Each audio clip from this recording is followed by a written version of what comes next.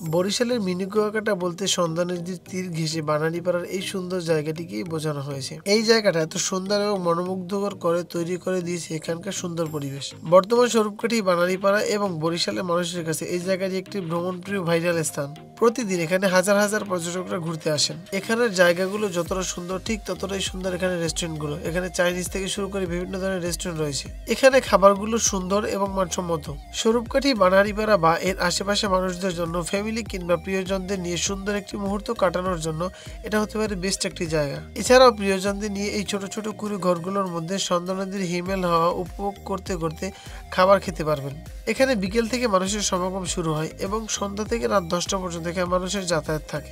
বানারীপাড়ার এই সুন্দর জায়গাটিতে আসার জন্য যাতায়াত ব্যবস্থার কথা বলতে গেলে বলতে হয়, জায়গাটি বানারীপাড়া নদীর পাশে অবস্থিত। স্বরূপকাঠি থেকে এখানে আসার জন্য স্বরূপকাঠি কাউন্টার থেকে প্রতিজন 20 টাকা টিকিটের মূল্য দিয়ে আপনি এখানে চলে আসতে পারবেন, অথবা বরিশাল থেকে আসতে গেলে জনপ্রতি 50 টাকা ভাড়া নেবে বানারীপাড়া পর্যন্ত। আপনি এখানে এসে রিক্সা বা অটো যে কোনো কিছু নিয়ে আপনি নদীর পাড়ে চলে যেতে পারবেন। আর হ্যাঁ, ভিডিওটি যারা এতক্ষণ দেখছিলেন সবাইকে অনেক অনেক ধন্যবাদ। একটা অনুরোধ থাকবে, আমার ভিডিওতে একটা লাইক দিয়ে দিন, একটি ফলো দিয়ে দিন। আপনার এই ছোট্ট সাপোর্টটি আমাকে নতুন ভিডিও করতে উৎসাহিত করবে।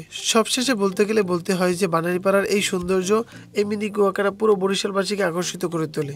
আজ এ পর্যন্তই, দেখা হবে নতুন কোনো ভিডিওতে। সেই পর্যন্ত সবাই ভালো থাকুন, সুস্থ থাকুন। আল্লাহ হাফেজ, আসসালামু আলাইকুম।